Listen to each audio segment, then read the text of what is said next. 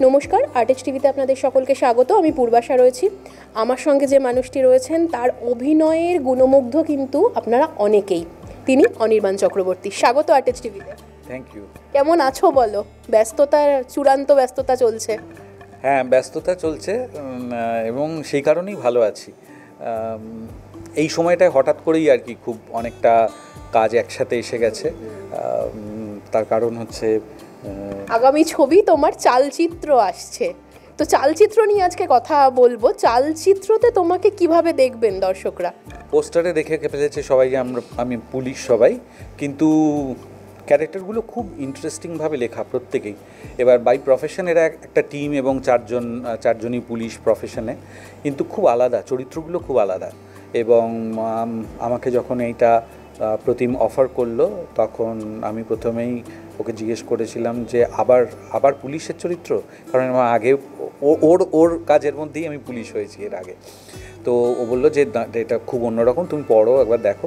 তারপরে পড়লাম, খুবই ভালো লেগেছে চরিত্রটা। এবং এই যে চরিত্রটা সম্বন্ধে একটুখানি বলি, আমি অনেক পুলিশের চরিত্র করেছি, প্রচুর, মানে নানা ধরনের পুলিশের চরিত্র, ভালো খারাপ মেশানো, কমেডি। হ্যাঁ, এখানে কি ভালো পুলিশ না খারাপ?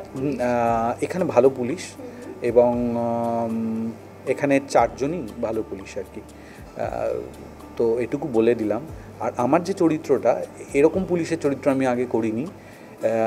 মধ্যবয়সী একজন মানুষ যার নাম হচ্ছে নাসির, খুবই অভিজ্ঞ, খুব সেন্সেবল, খুব ভদ্র, অল্প কথা বলে, এরকম একজন মানুষ। এবং যে টিমের মধ্যে, এই টিমটা খুব অদ্ভুত, এই টিমের মধ্যে 4 ধরনের এক্সপার্ট, 4 জন।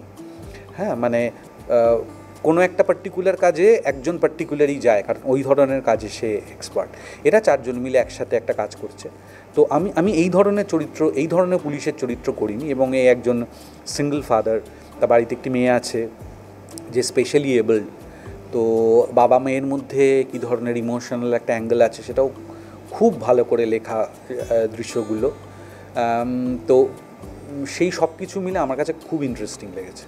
এই যে যখন ধরো এই মানে অভিনয়ে যে তুমি যে চরিত্রগুলোতে অভিনয় করো, তোমাকে গোয়েন্দা চরিত্রে দেখা গিয়েছে, সবাই তোমার সাথে মানে কোট আনকোট একেনবাবুটা একেবারে ফিক্সড তুমি। তারপরেও যখন তুমি নিজেকে ভেঙে এই যে পুলিশের চরিত্র, তুমি বললে অনেকগুলো পুলিশের চরিত্র তুমি করেছো, একজন সিঙ্গেল ফাদারের জার্নি, এই সবগুলো যখন তুমি চরিত্রগুলোতে অভিনয় করো, প্রত্যেকটা চরিত্র থেকেই তো কিছু কিছু জীবনের পাঠ হয়তো আমরা সবাই পাই।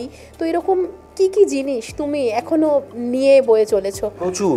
এবং দেখো, অভিনেতা জীবনের তুমি সেটাই একটা ব্লেসিং যে আমরা অনেক মানুষের জীবন খুঁজে, হ্যাঁ, সেই আবিষ্কার করার একটা সুযোগ হয়। এই মানুষগুলো তো আমি না। এবার আমি যদি অভিনেতা না হতাম তাহলে হয়তো কয়েকদিনের জন্যে ওই মানুষটা হয়ে ওঠার, তার জীবনটা যাপন করার সুযোগ কিন্তু আমার কখনো ঘটতো না, হয়তো ভেবেও দেখতাম না এত গভীরভাবে। কিন্তু আমাকে যখন সেই মানুষটা হয়ে উঠতে হয় অভিনয়ের মাধ্যমে, তখন তার অনেক কিছু আমাকে ভাবতে হয় যে এই মানুষটার মাথায় কি চলছে, এই মানুষটা এই পার্টিকুলার সিচুয়েশানে এরকম কেন রিয়্যাক্ট করলো, তাহলে কি আছে ওর ভেতরে। অনেক সময় আছে যে আমার ভেতরে একটা কিছু চলছে, ব্যাক অফ দ্য মাইন্ড, আমি অন্য একটা কাজ করছি, দৃশ্যে আমাকে সেই জিনিসটা রাখতে হয় যে আমার পিছনে একদম ওই যে সিচুয়েশানগুলো, ওগুলোকে ডিল করা, সেগুলো কষ্টকর কিন্তু তার সাথে সাথে খুব ইন্টারেস্টিং। এবং ওটাই আমার বারবার মনে হয় যে আমি কত মানুষের জীবন অল্প কিছু দিনের হলেও সেই জীবনটা আমি যাপন করার সুযোগ পাচ্ছি। এবার সেটা ভালো মানুষ হতে পারে, সেটা খারাপ মানুষ হতে পারে, সেটা নানা ধরনের চরিত্র হয় যেরকম, কিন্তু সেটা আমার মনে হয় একজন অভিনেতার জন্য ব্লেসিং।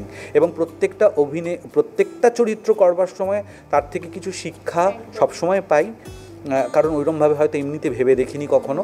দ্বিতীয়ত আরও একটা হয় যে প্রত্যেক চরিত্রের মধ্যেই কিন্তু অভিনেতার কিছু একটা থেকে যায়। মানে আমি যখন খুব আলাদা আলাদা দুটো চরিত্র অভিনয় করছি, প্রত্যেকটা চরিত্র অভিনয় করবার সময় কিন্তু অনির্বাণ চক্রবর্তীর কিছু না কিছু একটা থেকে যাচ্ছে। সেটা কিন্তু চরিত্রটা ভালো না খারাপ তার উপরে ডিপেন্ড করে না। মানে এই যে ধরো চরিত্রগুলো করতে গিয়ে যে জীবনের অভিজ্ঞতা সঞ্চয়, ঋদ্ধ হওয়া, সব কিছু মিলিয়েই অনির্বাণদা তোমার একসাথে দুটো ছবি এই ক্রিসমাসে আসছে, অনেকেরই এরকম একসাথে ছবি আসে। এবার আমরা যদি দেখি যে ছবির ক্যালেন্ডার, যদি বাংলা ছবির ক্যালেন্ডার বিশেষ করে যদি বলি, দুর্গাপুজো, ক্রিসমাস, তখন একটা রিলিজের একটা খুব বড় হিড়িক থাকে, কোট আনকোট যদি বলি আমরা। দুর্গাপুজো এবার 3টে ছবি ছিল, ক্রিসমাসে 4টে ছবি, মানে দুর্গাপুজোর থেকে বেশি ছবি কিন্তু ক্রিসমাসে আসছে। তো তোমার কি মনে হচ্ছে কম্পিটিশনটা টাফ? দেখো, এটা কীভাবে দেখবে তুমি, সেটার উপর ডিপেন্ড করে। অ্যাকচুয়ালি আমি যদি বলি, একই ডেটে 20 তারিখে আমার দুটো ছবি রিলিজ করছি এবং একটা web series on the same day ফেলুদাও ওই 20 তারিখেই রিলিজ করছে। এবং আরও যদি একটু এগিয়ে বলি, তাহলে সামনের মাসে জানুয়ারিতে আমার আরও দুটো রিলিজ আছে, একটা ছবি এবং একটা ওয়েব সিরিজ, 2 মাসে 5টা। এবার সেটা অনেকেই জিজ্ঞেস করছে কেমন লাগছে। এটা তো সত্যি রেয়ার ঘটনা, আমার জীবনে কখনো এরকম হয়নি। কিন্তু এগুলোর তো অ্যাকচুয়ালি শ্যুট অনেক দিন ধরে করা, তার মধ্যে এগুলো কাকতালীয়ভাবে একসাথে রিলিজ করছে, সেটা অন্য ব্যাপার। এবারে ঘটনা যেটা, দেখো, এটা আমাদের সবার ভালো লাগার কথা, কারণ তৈরি হওয়া ছবি মুক্তি পাচ্ছে এবং একসাথে অনেকগুলো ছবি, এবং যেগুলো প্রত্যেকটাই নানা রকমের, মানে এই একই দিনে ধরো চালচিত্র রিলিজ করছে, খাদান রিলিজ করছে, সে দুটো কিন্তু একদম দু ধরনের ছবি। হ্যাঁ, পরের মাসে যেটা রিলিজ করছে সেটা একদম অন্য ধরনের। ফেলুদা আমরা সবাই জানি কীরকম, একেনবাবু সম্বন্ধে সবার আইডিয়া আছে। কিন্তু এই যে বিভিন্ন ধরনের, এবার সবাইকে তো সব কিছু অ্যাপিল করে না, কিন্তু প্রত্যেকের জন্যই কিছু না কিছু যে থাকছে। এবং বাংলা ছবির বাজার সম্বন্ধে আমাদের একটা মোটামুটি আইডিয়া সবার আছে, কীরকম, কত বড় বাজার এবং এখন কীরকম অবস্থা। কিন্তু সেখানে যে এতগুলো ছবি মুক্তি পাচ্ছে, তাতে কিছু কিছু অসুবিধা নিশ্চয়ই হয়, হল পাওয়া নিয়ে এবং ইত্যাদি। কিন্তু সেটা সত্ত্বেও ছবিগুলো যে মুক্তি পাচ্ছে এবং দর্শকদের সামনে আমরা আলটিমেটলি নিয়ে যেতে পারছি, সেটা আমার কাছে মনে হয় যে আনন্দেরই খবর একটা। তোমার যে দুটো ছবি একসাথে মুক্তি, খাদান আর চালচিত্র, খাদানে তোমার লুকটা মানে টোটালি ডিফারেন্ট। এটা যে অনির্বাণ দা, এটা কিন্তু অনেকে একটু বুঝতে কয়েক সেকেন্ড লেগেছে তারপরে। তো তোমার তো একটা নিশ্চয় মানে অবশ্যই একটা স্পেশাল অনুভূতি যে যখন তুমি দুটো ছবির পোস্টার একসাথে দেখছো একই দিনে রিলিজ। হ্যাঁ, খুব ভালো লাগছে, আনন্দ লাগছে। এবং আমি নিজে তো সবসময় এরকম চাই যে বিভিন্ন ধরনের চরিত্রে অভিনয় করতে। সেই সুযোগ যে আমার ঘটছে, এইটা ধরো একই দিনই রিলিজ করছে, এটা খুবই মানে ওভারওয়েলমিং। কিন্তু আমি পাশাপাশি একই সাথে যে শুটিংগুলো চলছে বা যেগুলো রিলিজ হচ্ছে, পরপর লাইন আপ আছে, সেগুলোতে যে আলাদা আলাদা ধরনের চরিত্রে অভিনয় করছি, আমি যে সেই সুযোগটা পেয়েছি বা পাচ্ছি, সেটার জন্য আমি খুবই কৃতজ্ঞ সবার কাছে। তুমি মঞ্চে অভিনয় করেছো, ওয়েবে, ওটিটি প্ল্যাটফর্মে কাজ করেছো, বড় পর্দা, মানে পুরো অভিনয় নিয়েই তোমার জীবন। তো অভিনয়টাই কি করতে চেয়েছিলে? হয়তো তাই। দেখো, আমি তো, আমার একটা অন্য একদম প্রফেশন ছিল, ওই জন্যই আমি বললাম যে অভিনয়টা তোমার বেশ কিছুটা পরে আসে। আমি পড়াতাম, হ্যাঁ, এবং সেটা 14 বছরের ক্যারিয়ার আমার। এবং আমি এর আগে পড়ানো ছাড়া অন্য কিছুই করিনি। মানে যবে আমার প্রফেশন হিসেবে আমি একদমই পড়াতেই শুরু করি, মানে অ্যাকাডেমিক্সেই ছিলাম। এবার তখনও কিন্তু আমি অভিনয় করতাম, কিন্তু মঞ্চে অভিনয় করতাম, এবং সেটা শখ ছিল, শখ, ওটা আমার পেশা ছিল না। আমি কোনো দিন ভাবিনি যে অভিনয় আমার পেশা হবে, মানে আমি সেটার জন্য আলাদা করে কিছু চেষ্টাও করিনি। কিন্তু কি হলো, একটা সময় আমি যখন দুটো কাজই করতে শুরু করলাম, এবং অভিনয়ের জন্য আমার কাছে, মানে অভিনয় বলতে তখন কিন্তু শুধু আমি থিয়েটারের কথাই বলছি, থিয়েটারে আমার কলকাতার যে বিখ্যাত সমস্ত পরিচালকরা, তারা আমাকে অন্য নাটকে দেখে তাদের সাথে অভিনয় করবার জন্যে বলছেন, আমন্ত্রণ জানাচ্ছেন। আমি সেগুলো সব একটার পর একটা ছেড়ে দিয়েছি, কারণ আমার কাছে সময় ছিল না। কারণ আমার কাছে শুধুমাত্র সারাদিন চাকরি করার পরে সন্ধ্যেটুকু সময়, আর তখন কিন্তু কলকাতাতে সারাদিন ধরে রিহার্সাল করে নাটকটা তৈরি করা, এবার আমার পক্ষে সেটা সম্ভব না। এবার সেই জন্যে ছেড়ে দিচ্ছিলাম, কিন্তু অভিনয় করতে আমি বরাবরই পছন্দ করতাম। এবার আমার একটা সময় মনে হলো যে আমি যদি পরে গিয়ে আমার আফসোস হয়, যখন অনেক বয়স হয়ে যাবে, এবার এটা চেঞ্জ করতে গেলে কিন্তু একটা রিস্ক নিতে হবে, সেটা আমি এর পরে আর পারবো না। হ্যাঁ, এবার আমি খুব কিছু না ভেবেই আর কি ওই জাম্প দিয়েছিলাম, এবং সেটা কিন্তু মানে একেবারেই সত্যি কথা, আমি কিন্তু থিয়েটার করবো বলে ছেড়ে দিয়েছিলাম। কারণ আমার কাছে তখন ফিল্মের জগতে আমি কাউকে চিনি না, ওয়েব সিরিজ সম্বন্ধে আমার কোনো আইডিয়া নেই, এবং তারাও আমাকে চেনে না, আমিও কাউকে চিনি না। সুতরাং ওইটা সম্বন্ধে আমার কোনো এম ছিল না। আমি কিন্তু থিয়েটার করব বলেই এসেছিলাম, মানে ছেড়ে দিয়েছিলাম চাকরি। তখন প্রচুর থিয়েটারে একসাথে অভিনয় করেছি, কিন্তু তারপরে মোটামুটি 1 বছরের মধ্যেই 2018, আমি 2017-তে ছেড়ে দিয়েছি চাকরি। 18-র সময়ই আমি ওই একেনবাবুর জন্য একটা ডাক পাই, এবং তারপর থেকে তো এক নাগাড়ে কাজ করে চলেছি। আমরা আরও সমৃদ্ধ হচ্ছি তোমার অভিনয়। অনির্বাণদা, দেখবে আমাদের সবারই প্রথম পেশা, প্রথম রোজগার যে এই পেশা থেকে একটা আলাদা অনুভূতি থাকে। তোমার যেহেতু পড়ানো, তুমি অধ্যাপনা করতে, সেখান থেকে অভিনয়, তোমাকে যদি জিজ্ঞাসা করি পেশা হিসেবে কোনটাকে তুমি এগিয়ে রাখবে, তোমার অতীতের পেশা না তুমি এখন অভিনেতা অনির্বাণ? এইটা এক কথায় উত্তর দেওয়া খুব মুশকিল, কারণ আমার যে আগের পেশা ছিল সেটাও কিন্তু আমি খুবই ভালোবাসতাম। মানে পড়াতে আমি খুব পছন্দ করতাম, কারণ কি দেখো, পড়াতে গেলেও তো অ্যাকচুয়ালি তোমার সাথে হিউম্যান বিংয়ের ইন্টারাকশন হচ্ছে। আমি তো ছাত্রদেরকে নিয়ে ডিল করছি। এবার একদল ছাত্র আসছে, তারা আমার কাছে 2 বছর 3 বছর পড়ছে, তারা 1 বছর পুরনো হতে হতেই আবার অন্য একটা দল আসছে, আমি নতুন নতুন মানুষের সাথে ইন্টারাকশন করছি, সেটা আমার চমৎকার লাগতো। এবং সত্যি কথা, ক্লাসে গিয়ে পড়ানো কিন্তু একটা পারফরমেন্সই। হ্যাঁ, তো প্রত্যেক দিন নতুন, এবং সেটাকে ইন্টারেস্টিং করে তোলা। মানে শুধুমাত্র টেকনিক্যালি আমি কিছু কথা বলে গেলে তো সেটা মনোগ্রাহী হবে না, এবং ইন্টারেস্ট আমি যদি অ্যাট্রাক্ট না করতে পারি তাহলে কিন্তু তার কোনো স্টুডেন্ট সেইটায় কনসেন্ট্রেট করতে পারে না।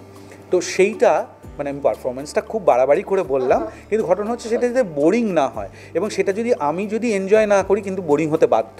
মানে আমার কাছে কিছু কিছু তথ্য রয়েছে, সেই তথ্যটা আমি যে শেয়ার করছি তাহলে কিন্তু তোমার কাছে সেটা কখনোই তুমি সেটাতে ইন্টারেস্ট ফিল করবে না। এবার এবং আমার মানুষকে নিয়ে ডিল করা, এবং সবথেকে বড় কথা, ইয়াং ব্যাচ তো আসছে, বাচ্চারা নতুন, তাদের কাছে কিন্তু অনেক কিছু শেখা যায়, এবং তাদের সাথে তুমি যত বেশি মেলামেশা করবে তুমি কিন্তু অ্যাট হার্ট তুমি ইয়াং থাকবে। হ্যাঁ, তো সব কিছু মিলে আমি খুব এনজয় করতাম আমার প্রফেশনকে, কিন্তু আমি ছেড়েছি যখন, তখনও কিন্তু আমি কোনো তিক্ত অভিজ্ঞতা নিয়ে ছাড়িনি, যেটা আমার ভাল লাগছে না। আর একটা কিছু আরও বেশি অভিজ্ঞতা সেটা থেকে সঞ্চয় করতে চাই বলে, বা টেস্ট করে দেখতে চাই বলে শিফটটা করেছি, যে কারণে আমার যে পুরনো যারা স্টুডেন্ট রয়েছে তাদের সাথে আমার এখনও খুব ভালো সম্পর্ক, মানে খুব যোগাযোগ আছে। যখন বিদেশেও যাই তখন তারা অনেক দূর ট্রাভেল করে হয়তো আমার সাথে দেখা করতে আসে কয়েক ঘন্টার জন্য, এবং এমনি যোগাযোগ মানে ভার্চুয়াল এনভায়রনমেন্টে তো রয়েইছে। তো সেইটা খুবই ভালো রয়েছে। আমি ওটা যখন করেছি ওটা খুব এনজয় করেছি, এখন যেটা করছি সেটাও আমি খুব এনজয় করছি।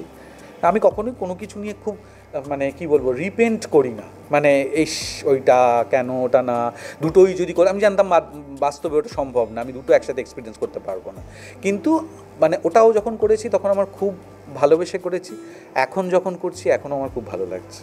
যদি তোমাকে বলা হয় যে অনেকেই দেখবে গেস্ট লেকচারার হিসেবে পড়াতে যান, অতিথি হিসেবে, তো সেরকম কি আবার দেখা যেতে পারে? এখন আর এই জন্য করবো না, কারণ ইনফরমেশন টেকনোলজি এমন একটা ব্রাঞ্চ যেটা প্রত্যেক দিন মানে হ্যাঁ নতুন কিছু আসছে তার মধ্যে। তো সেইটা করতে গিয়ে আমি তো দীর্ঘদিন পড়াশোনা বা চর্চার বাইরে, ওই সাহস দেখানো, এখন আমি অনেক কিছু ভুলে গেছি। আমি এখন খুব লেটেস্ট, কেন আমি বললাম না 2017-তে ছেড়েছি, সেই একটা হ্যাঁ, এবার একটা ডিসিপ্লিন যেটা টেকনোলজি ডিপেন্ডেন্ট, যেখানে ক্রমাগত সেখানে কিছু না কিছু নতুন আসছে প্রত্যেক দিন, সেখান থেকে এই বছরের জন্য ডিটাচড হয়ে যাওয়া কিন্তু অনেকটা সময়। তো আমি সেই যোগ্যতা হারিয়েছি। একদমই না, সেটা তো আমার মনে হচ্ছে। এই চালচিত্র ছবিতে টোটাদা কাজ করেছেন, রাইমা সেন রয়েছেন, ওপার বাংলার জিয়াউল ফারুক অপূর্ব তার সাথেও কাজ করা, তার প্রথম বাংলা ছবি এখানে, তো সবটা মিলিয়ে অভিজ্ঞতা কীরকম? দেখো, ওটা তো আমার অনেক পুরনো হয়ে গেছে এখন চেনা। আমরা ফেলুদাই করেছি 4টে এখন অবধি ভাবলে, তাছাড়া অন্য ছবি করেছি একসাথে। তো এই ছবিতে যদিও আমাদের খুব চরিত্র দুজনের আলাদা, ইকুয়েশন আলাদা, কিন্তু একজন যার সাথে তোমার অলরেডি ভালো টিউনিং রয়েছে তার সাথে নতুন চরিত্র অভিনয় করতে গিয়েও কিন্তু বোঝাপড়াটা খুব ইজি হয়ে যায়, সেটা হয়েছে। এবং অনেকের সাথে আমি প্রথমবার করেছি। আমার বেশিরভাগ দৃশ্য হয় ওটার সাথে, না হলে শান্তনু অথবা ইন্দ্রজিতের সাথে, বাকিদের সাথে নেই অথবা কম। কিন্তু যেমন অপূর্ব খুবই মিষ্টি একটা মানুষ, সে এসেছে তার শুটিং শুরু হওয়ার আগে আমার সাথে আলাদা করে দেখা করবে বলে একদিনকে এসে অনেকক্ষণ সময় আমরা মেকআপ ভ্যান একসাথে কাটিয়েছি, ও আড্ডা মেরেছে। ও এখানে এসেছে তখন কী খাবে একটা লিস্ট করে এনেছিল, সেই খাবারের কিছু এনে আমরা একসাথে বসে খেয়েছি। তো খুবই ভালো এক্সপিরিয়েন্স। এবং আমার ইউজুয়ালি শুটিং করতে গিয়ে আমার সহকর্মী বা আমার টেকনিক্যাল টিমের সাথে আমার খারাপ অভিজ্ঞতা হচ্ছে, এটা খুব রেয়ার। বেশিরভাগের সাথেই খুব ভালোভাবে, কিছু কিছু মানুষ স্পেশাল আছে যাদের সাথে বারবার অভিনয় করেছি, ভবিষ্যতে অভিনয় করতে চাই, কিন্তু ইউজুয়ালি আমার জেলিং ভালো হয়ে যায়। তো শুটিংয়ের এক্সপিরিয়েন্স খুবই ভালো। আর আগামী কি কি কাজ আসতে চলেছে তোমার? দেখো রিলিজ কোনটা, না আমি বলছি যে রিলিজ কোনটা কি হবে, যেগুলো তৈরি হওয়া অনেক কাজ রয়েছে, তার মধ্যে ফিল্ম আছে, ওয়েব সিরিজ আছে, কোনটা কবে রিলিজ হবে আমি সত্যিই জানি না। এবং আগামী কাজ যেগুলোর শুটিং শুরু হবে সেরকমও প্রচুর, কিন্তু ফ্র্যাঙ্কলি বলছি আমাদের তো যেটা ওখান থেকে অ্যানাউন্স করে সেটা বাদে আমার বলা উচিত না। হ্যাঁ, সেই হিসেবে আমি বলতে পারি যে নভেম্বরে একটার কথা তোমরা অলরেডি জেনে গেছো, কারণ সেটা এসে গেছে, যে অভিরূপের যে পরবর্তী ছবি মৃগয়া, সেটা ডিসেম্বরের ফার্স্ট উইক থেকে শুটিং শুরু হয়ে যাচ্ছে। সেটাতে আমি, ঋত্বিক, বিক্রম, প্রিয়াঙ্কা, রিজওয়ান, আরও অনেকে রয়েছে, সৌরভ আছে, সৌরভ দাস। এটা খুব ইন্টারেস্টিং একটা কাস্টিং নিয়ে সেটা শুটিং শুরু হচ্ছে। এটা আমি এই জন্যই তোমাকে এখন বললাম, because it is already announced. বাকিগুলো হ্যাঁ ডিসেম্বর, জানুয়ারি, ফেব্রুয়ারি এগুলোতে আরেকটা আমি বলে দিতে পারি, জানুয়ারিতে রাস, যেটা তথাগত মুখার্জি ছবি, ওটাও অ্যানাউন্সড হয়ে গেছে, ওটা জানুয়ারি থেকে শুরু হবে। আর বাকিগুলো ইন বিটুইনস আছে, কয়েকদিনের মধ্যেই জানতে পারবে। একদম, আমরা আড্ডা শেষ করব, চালচিত্র আসছে, খাদান আসছে, দুটো ছবি তোমার ক্রিসমাসে, দর্শকদের কি বলবে?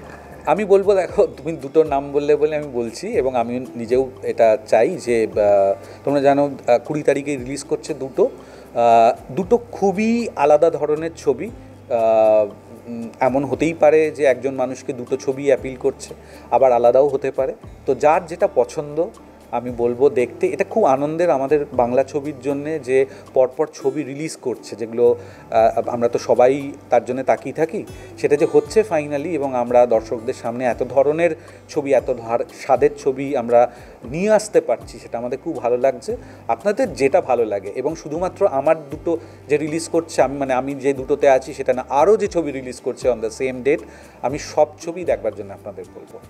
থ্যাংক ইউ, অনেক শুভেচ্ছা থাকলো তোমার জন্য। এরকম আরও বিভিন্ন আপডেটের জন্য অবশ্যই চোখ রাখুন আর্টিস্ট টিভি এইচডির পর্দায়।